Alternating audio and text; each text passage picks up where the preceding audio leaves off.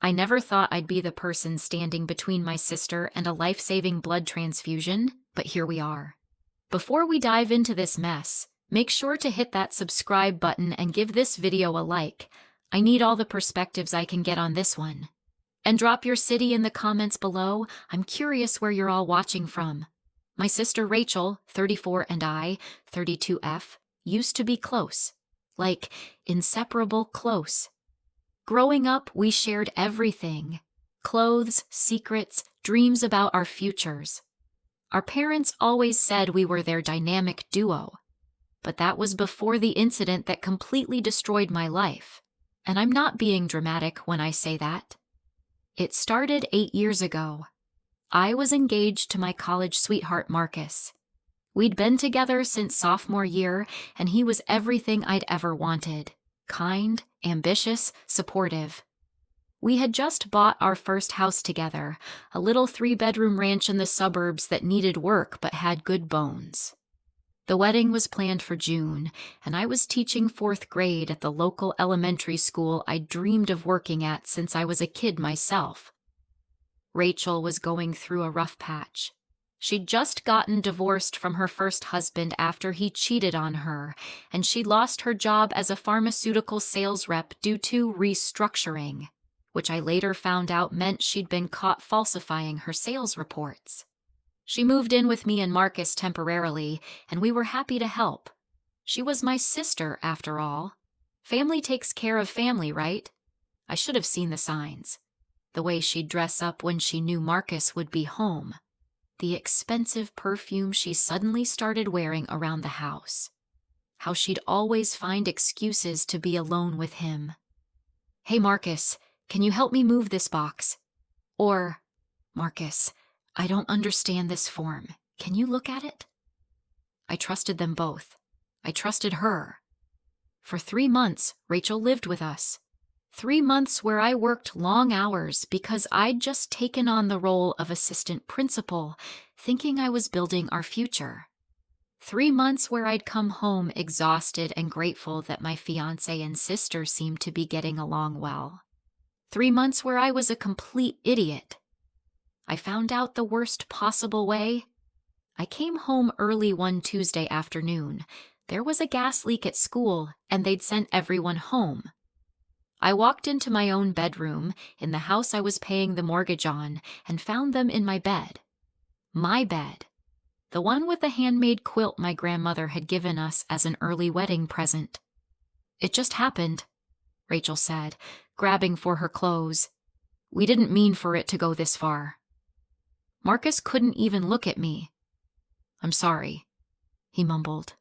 "I'm so sorry, but I think I love her." They'd been sleeping together for 2 months. 2 months. While living under my roof, eating food I bought, using utilities I paid for. And it got worse. So much worse. Turns out, Rachel was pregnant. 6 weeks. Pregnant with Marcus's baby. She told me this 3 days later, after Marcus had already moved out and taken half of our shared belongings, including the antique table that had been in my family for generations, which he claimed he had a right to as my former fiancé. "I know this is hard," Rachel said, standing in my living room like she was the victim in all this. "But we're going to be a family now. I'm hoping you can find it in your heart to be happy for us eventually, for the baby's sake." I threw her out. Obviously.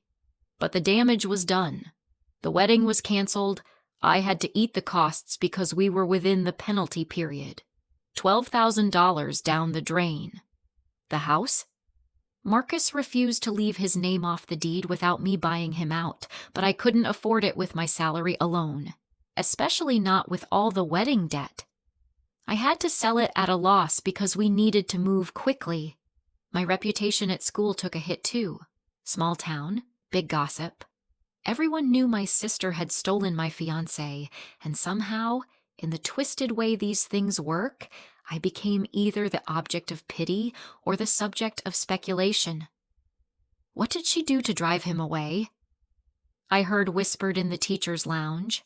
I ended up transferring to a different district 2 hours away, leaving behind the job I'd worked years to get.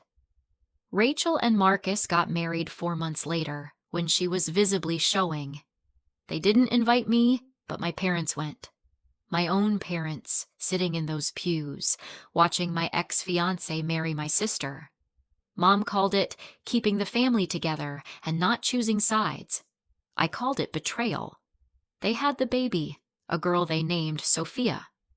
Over the years, my parents slowly started pressuring me to forgive and move on. They wanted holiday dinners with everyone together, wanted me to be aunt to a child that represented the worst betrayal of my life. I refused. Every single time. I tried to rebuild. I dated, but trust issues made everything complicated. I went to therapy for 3 years.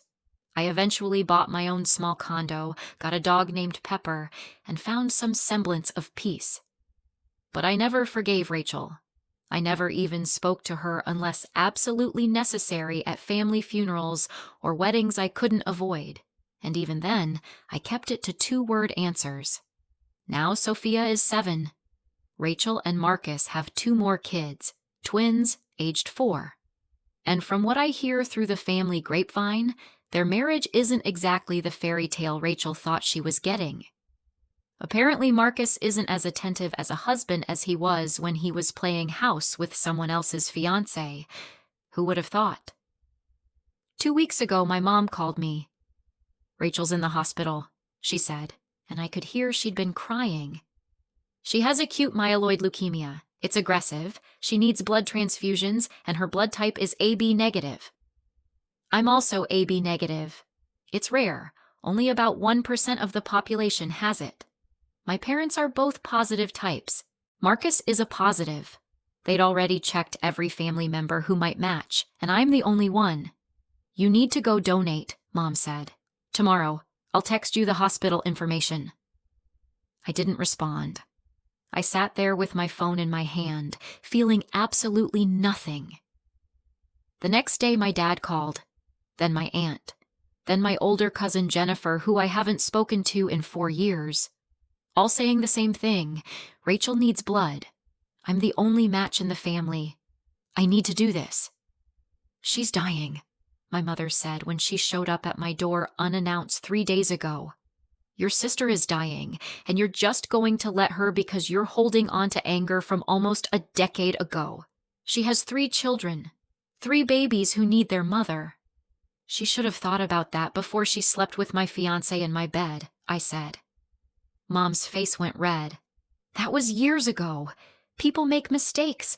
Are you really so cruel that you'd let your sister die?" "What kind of person does that make you?" "What kind of person sleeps with her sister's fiancé?" I shot back.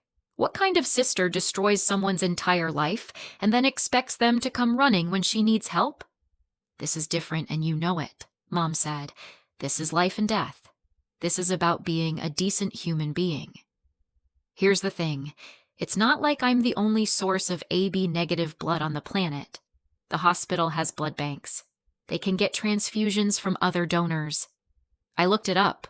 Yes, it's rare, but they have supplies. They have systems for this. Me specifically donating isn't the difference between life and death, no matter what my mother says. But my family is acting like I'm personally killing Rachel by not immediately rolling up my sleeve. Marcus even had the audacity to message me on Facebook. We've been blocked on everything else for years, begging me to do the right thing. "Whatever happened between us, Rachel doesn't deserve this," he wrote. "She's a good mother. Our kids need her. I'm asking you, please, don't let our past hurt innocent children." Our past. Like he's talking about a bad breakup and not systematically betraying me while living in my house. My brother David, 29, is the only one not pressuring me. He called yesterday and said, "I get it. What she did was unforgivable. But Mom and Dad are going to make your life hell over this. You know that, right? Is that worth it to you? Is saving my sister worth giving up my boundaries and self-respect?" I asked him. Why am I the one who always has to be the bigger person? Where was this energy when Rachel was destroying my life? David didn't have an answer for that. Yesterday, Rachel herself called me from the hospital. I almost didn't answer, but morbid curiosity got the better of me. I know I don't deserve to ask you for anything, she said, and her voice was weak, raspy. I know what I did was terrible. I've known it for years. I was in a bad place, and I made selfish choices that hurt you in ways I can never take back. But I'm asking you, as your sister, please help me. Please. You stopped being my sister 8 years ago, I told her. I'm dying, she whispered. The doctors say if I don't get consistent transfusions, I have maybe 3 months. Please. If not for me, for Sophia, for the twins. They're babies. They didn't do anything wrong. Neither did I said and hung up. Now my phone won't stop ringing. Extended family members I barely know are calling to tell me I'm a monster. My mother left a voicemail this morning saying that if I don't donate, she'll never speak to me again, that I'll be dead to her. My father sent a text saying he's ashamed to call me his daughter.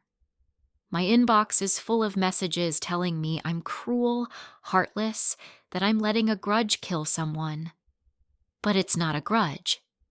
A grudge is being mad someone borrowed your sweater and didn't return it. This is about someone who systematically destroyed every piece of my life I'd built and then expected to stay in the family like nothing happened. The hospital called me directly today. Apparently my mother gave them my number and told them I was a match. The nurse was very professional and said they'd like me to come in for a donation screening. I told them I'd think about it and hung up. But I can't stop thinking about what my cousin Jennifer said. If she dies and you could have helped, you'll have to live with that forever. Is your pride worth that? It's not about pride. It's about the fact that, for 8 years, my family has enabled Rachel's betrayal. They went to her wedding. They celebrated her children. They've made me feel like the unreasonable one for not moving on and playing happy family. And now, suddenly, when she needs something from me, I'm supposed to forget all of that and come running? Part of me, a small part I'm not proud of, feels like this is karma finally catching up to her. The universe delivering justice in a way I never could. And another part of me wonders if I'm actually as terrible as everyone says I am for even thinking that. Last night, Marcus showed up at my condo. I don't know how he got my address, probably from my parents. I didn't let him in, but we had a conversation through the door camera intercom. Please, he said, and he was crying. I know I'm the last person who should be asking you for anything. I know what we did was unforgivable. I've had 8 years to realize what a massive mistake I made. But Rachel is the mother of my children. Whatever she did, whatever we did, those kids are innocent. Sophia asks about you, you know. She sees pictures and wonders why she doesn't have an aunt like her friends do. That's not my problem, I said through the intercom. You're right, he said. You're absolutely right. You owe us nothing, but I'm begging you anyway. Not for Rachel, not for me. For 3 kids who don't understand why their mom is dying when there's someone who could help her live. I turned off the intercom and blocked my parents' driveway camera system they'd given me for Christmas 2 years ago because I couldn't handle watching him stand there. This morning, my therapist managed to squeeze me in for an emergency session. I haven't seen Dr. Morrison in 2 years, not since I felt like I'd finally processed everything and moved on with my life. Do you want my professional opinion or my honest reaction? She asked after I explained everything. Both, I said. Professionally, I'll say that you need to make whatever decision allows you to live with yourself long term, regardless of what your family thinks. This is about your boundaries and your trauma. And no one else can dictate how you handle that, she said. Honestly, I'm appalled that your family is pressuring you like this after what Rachel did. The fact that they're weaponizing her illness to force you into contact with someone who traumatized you is deeply manipulative. But then she said something that's been rattling around in my head. The question isn't whether Rachel deserves your help. It's whether you want to be the kind of person who can walk away from this situation. Not for her, but for you. So here I am. My family thinks I'm a monster. Marcus is leaving crying voicemails. The hospital has my number on file, and Rachel is in a hospital bed, sick with cancer, and I'm the only family match who can help her, and I still don't want to do it. Every time I think about rolling up my sleeve and donating blood that could save her life, I feel physically sick. I see her in my bed with Marcus. I see my parents at her wedding. I see 8 years of pain and betrayal and being told I'm too sensitive, too unforgiving, too stuck in the past. Am I really supposed to just let all of that go because she's sick? Does having cancer erase what she did? Does it make my pain less valid? 3 days after Marcus showed up at my door, my mother organized what I can only describe as a family intervention. I didn't know about it until I walked into what I thought was a birthday lunch for my cousin David at a local Italian restaurant. Instead, I found myself surrounded by 12 family members, all sitting at a long table with grim expressions. "Sit down," my mother said, pointing to an empty chair. "We need to talk about Rachel." I should have left right then, but I was so shocked that I actually sat down, and that was my first mistake. My Aunt Carol started, "Sweetie, we know this is hard for you. What Rachel did all those years ago was wrong. We're not saying it wasn't. But this is life and death now. She needs you. The hospital is low on AB negative blood," my Uncle Ron added, which I later confirmed was a complete lie. "You're her best chance. Her only real chance." One by one, they went around the table. Each person had prepared something to say like they'd rehearsed it. My cousin Jennifer talked about how forgiveness is divine. My dad's brother Frank said that holding grudges hurts you more than it hurts the other person. My younger cousin Emma, who's 19 and barely knows the whole story, said she couldn't imagine living with the guilt of letting someone die. When it was Marcus's mom Patricia's turn, yes, they'd invited my ex-fiancé's mother to this ambush. She actually started crying. "You were going to be my daughter-in-law," she said. "I always loved you. I still do. Please, I'm begging you, don't let Rachel die. Don't let my grandchildren lose their mother." The whole thing lasted 2 hours.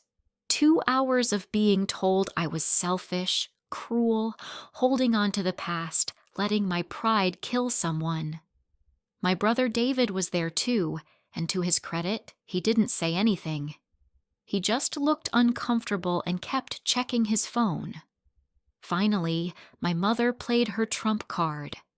She put her phone on the table and FaceTimed Rachel from the hospital. Rachel's face appeared on the screen, and I barely recognized her. She'd lost weight, her skin was gray, and she was wearing a hospital gown. Her hair, which had always been thick and glossy, was thin and dull. "Please," Rachel said, her voice breaking. "Please, I'm begging you. I know I don't deserve anything from you, but I'm asking anyway. Please, help me live." I looked around the table at all these faces, people I'd known my whole life, people who were supposed to love me, and they were all staring at me like I was a monster. "Did any of you," I said slowly, "organize an intervention 8 years ago when Rachel was sleeping with my fiancé in my house? Did any of you sit her down and tell her she was being cruel and selfish?" The table went quiet. "That's what I thought," I said, and I walked out. My phone exploded. Texts, calls, voicemails. My mother left a message saying I'd embarrassed the family and that I was showing my true colors. Aunt Carol texted that I was heartless.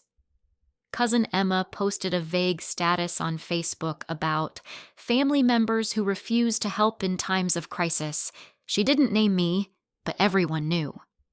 The next day, I called Dr. Morrison again. "They're not going to stop," I told her. "What do I do?" "You set firm boundaries and stick to them," she said. "Tell them once, clearly, that you've made your decision and the discussion is closed. Then stop engaging. Block numbers if you have to. They're trying to exhaust you into compliance, and the only way to win that game is not to play." So, I sent a group text to my immediate family. "I have made my decision regarding Rachel's situation. I will not be donating blood. This decision is final and I will not discuss it further. Any attempt to pressure, guilt, or manipulate me will result in blocked contact. I need you to respect my boundaries." My mother's response came within 60 seconds. "Then you are no longer my daughter. Don't come to me when you need something." My father wrote, "I hope you can live with yourself when she's gone." David was the only one who responded with, "I get it. I'm sorry they're putting you through this." That night, someone leaked my phone number to Rachel's friend group. I started getting calls and texts from people I'd never met. Women who went to book club with Rachel, mothers from Sophia's school, people from their church, all telling me I was killing Rachel, that I'd have blood on my hands, that I was the worst kind of person. One woman named Diane left a voicemail that said, "I don't know what your sister did to you, but I know Rachel, and she is the sweetest person. She volunteers at the school. She organizes the church bake sales. She's a wonderful mother. And you're going to let her die? What kind of sister are you? What kind of human being?" I blocked 43 numbers that week. Then my workplace got involved. Someone, I still don't know who, contacted the principal at the middle school where I work and told them the situation. My principal, Mrs. Henderson, called me into her office. "I received a concerning call," she said carefully, "about a family medical situation. I want you to know that whatever is happening in your personal life is your business. But if you need time off to deal with family matters, we can arrange that." I felt my face burn with humiliation. Someone called my workplace about this? "A woman identifying herself as your mother," Mrs. Henderson said. She was quite upset. She said you were refusing to help your sister with a medical emergency and suggested that the stress might be affecting your work performance. It wasn't affecting my work performance. I'm a professional. But now my boss was looking at me differently, and I knew the story would spread through the staff lounge like wildfire. "My personal family matters are not affecting my work," I said firmly, "and I'd appreciate it if you would not take calls from my mother in the future." "Of course," Mrs. Henderson said, but the damage was done. That weekend, Marcus showed up at my condo again. This time he had Sophia with him. 7-year-old Sophia, with Rachel's eyes and Marcus's nose, standing on my doorstep in a little pink jacket. "Say hi to your aunt," Marcus prompted her. I opened the door, furious. "You brought your daughter into this? Are you serious right now?" "Sophia wanted to meet you," Marcus said, and his voice was hard now, desperate. "She knows her mom is sick. She knows there's someone who could help. She wanted to ask you herself." Sophia looked up at me with big, scared eyes. "Are you my aunt? Daddy says you're my mommy's sister." I felt sick. "You need to leave. Now. Don't ever bring your child to manipulate me again." "Manipulate?" Marcus's voice rose. "Rachel is dying. My kids are going to lose their mother. And you're standing there acting like we're the villains because of something that happened 8 years ago." "Get off my property or I'm calling the police," I said. And I meant it. Marcus grabbed Sophia's hand and left. but not before Sophia said in a small, confused voice, "Why doesn't Aunt want to help Mommy?" I closed the door and cried for the first time since this whole nightmare started. Not because I felt guilty, but because they'd brought a child into this. They'd used a 7-year-old to try to guilt me into doing what they wanted. The next day, I filed a police report documenting Marcus's repeated unwanted visits. The officer who took my statement was sympathetic, but said unless Marcus became threatening or violent, there wasn't much they could do. "Family stuff is always messy," he said. My brother David called me that night. "Mom gave Rachel's church group your address," he said. "I thought you should know. They're planning some kind of prayer vigil or demonstration outside your building this weekend." "You're joking." "I wish I was," David said. "Mom's telling everyone you're letting Rachel die out of spite. She's painting you as this cruel, vengeful person who's been holding a grudge for years. She's not mentioning anything Rachel did, just that you're refusing to donate blood when you're the only match."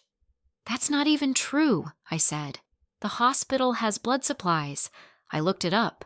AB negative is rare, but they have donor programs. I'm not her only option." "Try telling Mom that," David sighed. "She's convinced herself that you're Rachel's only hope, and now she's convinced everyone else, too." The prayer vigil happened. 15 people showed up outside my condo building on Saturday morning with signs. Actual signs. Some said, "Pray for Rachel," with her picture on them. Others said, "Be a hero, donate blood, and family forgiveness saves lives." My neighbor Karen knocked on my door. "What's going on? Why are there protesters outside?" I had to explain the whole humiliating situation. Karen's face went from concerned to shocked to appalled as I told her about Rachel and Marcus, the 8-year estrangement, and now the pressure campaign. "That's insane," Karen said. "They can't force you to donate blood. That's your decision." "Tell that to them," I said, gesturing at the window. The vigil lasted 4 hours. They prayed, they sang hymns, and one woman gave what can only be described as a speech about the sanctity of family and the importance of forgiveness.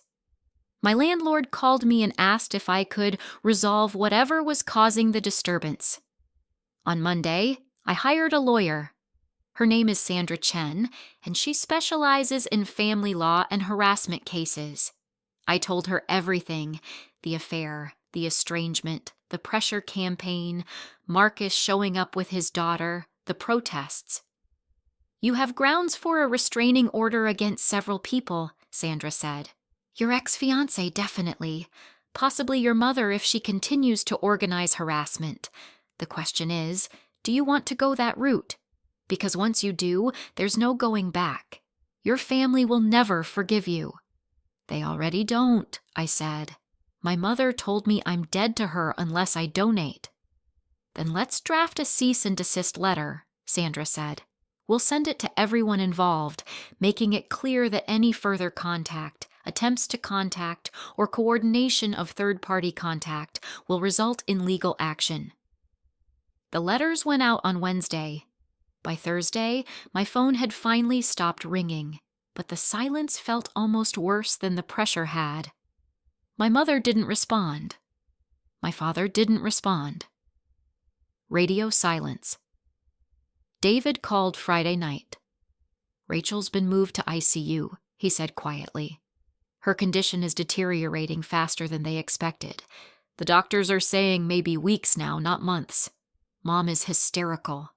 Dad had to take anxiety medication for the first time in his life, and everyone is blaming you." "I didn't give Rachel cancer," I said, but my voice shook. "I know," David said, "but you're the one refusing to help, and that's what they see. Right and wrong doesn't matter anymore. It's about Rachel dying and you having the power to stop it." "I don't have the power to stop it," I said. "I have the power to donate blood that might help temporarily while she undergoes treatment that may or may not work. The hospital has other donors. They have blood banks. This isn't on me." "You keep saying that," David said. "But do you actually believe it? Because you sound like you're trying to convince yourself." That hit harder than it should have. After I hung up, I sat in the dark and asked myself the question I'd been avoiding. If Rachel dies, will I be able to live with this choice? The honest answer scared me, because part of me, the part that's still angry, still hurt, still remembering her in my bed with my fiancé, that part said yes. That part felt like this was justice, karma, the universe finally balancing the scales. And the fact that I could feel that way made me wonder if maybe my family was right. Maybe I was a monster. My therapist would say that's the manipulation talking, that I'm not responsible for Rachel's illness or her treatment. But it's hard to remember that when 12 people stage an intervention to tell you you're wrong, when protesters show up at your building, when your mother disowns you, when a 7-year-old asks why you won't help her mommy. Yesterday, I got an email from Patricia, Marcus's mother. The subject line was, "Please read, a mother's plea." In it, she wrote about watching Sophia ask why her mommy is so sick, about the twins crying because they don't understand why Rachel has to stay at the hospital, about Marcus falling apart trying to hold everything together. She wrote about Rachel's fear, her pain, her desperate hope that I'd change my mind. "I know Marcus and Rachel hurt you terribly," Patricia wrote. "As Marcus's mother, I was ashamed of his actions. What they did was wrong, and I told them so at the time. But 8 years have passed. Rachel has been a devoted mother and wife. She's worked hard to build a good life. She doesn't deserve to die for a mistake she made when she was young and hurting. Please, I'm asking you as someone who loved you and would have been proud to call you my daughter-in-law, please help her. Not for Marcus, not for Rachel, for 3 innocent children who need their mother." I haven't responded. I don't know what to say, because she's right that the kids are innocent. And she's right that Rachel has apparently built a good life, though that good life was built on the ruins of mine, with the man who was supposed to be my husband in the future I'd planned. Does being a good mother for 8 years erase destroying your sister's life? Does having cancer make past betrayals irrelevant? Where's the line between setting boundaries and being cruel? This morning, I got a text from an unknown number. It was a picture of Rachel in her hospital bed, hooked up to machines, looking frail and sick. The text said, "This is what you're doing to her. This is on you." I don't know who sent it. I blocked the number, but I can't block the image from my mind. The breaking point wasn't some dramatic showdown. It was an ordinary Tuesday night, and I was emptying my dishwasher when there was a loud banging at my door. I checked the peephole. Mom, face red and wet from crying, with Dad behind her looking older than I'd ever seen him. I cracked the door barely an inch. Mom's voice was trembling. "We're going to lose her. She's down to days. The hospital says she might not make it through the week. How can you live?" With this, after everything, Dad wouldn't meet my eyes. He tried to say something but just shook his head. Mom kept pushing. "You can end this right now. They said even 1 donation could buy her time for a new protocol, maybe a miracle. Don't you want to be the person who saved her?" My body went cold. "I don't owe her my blood," I replied. "After all she did, after you all picked her, I'm allowed to say no." Something snapped in my mom. "Then walk away for good," she screamed. "Don't come to us when you're old and alone and realize what you did. We're done. You're not our daughter anymore." Dad just murmured, "Let's go, Marjorie," as Mom sobbed down the hallway. A week later, Rachel died. Marcus didn't call, but his mother sent one final email, just 2 sentences. "She's gone. I pray you can live with yourself." They held a funeral I wasn't told about. I only found out through a tagged Facebook photo, a clumsy shot of the family at the cemetery, Sophia clinging to her father's leg, puffy-eyed. The comments stung. She was stronger than anyone knew. A true guardian angel. Taken too soon, while others walk free. The subtext was always the same. It's my fault. Now the aftermath is just silence. Icy, unchangeable. David is the only one who talks to me at all, but he admitted on the phone that Dad won't forgive you, and Mom says she feels like she lost 2 daughters. Friends from my old school wrote to say they'd heard her sister let her die. My job hasn't said anything officially, but a few colleagues have stopped greeting me in the hall. 3 people gave me their unfiltered opinions.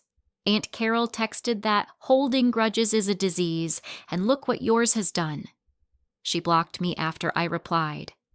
Karen from my building, who knows everything, tells me over coffee that she would have done the exact same thing, but people always claim they'd forgive, especially when it's not their life ruined.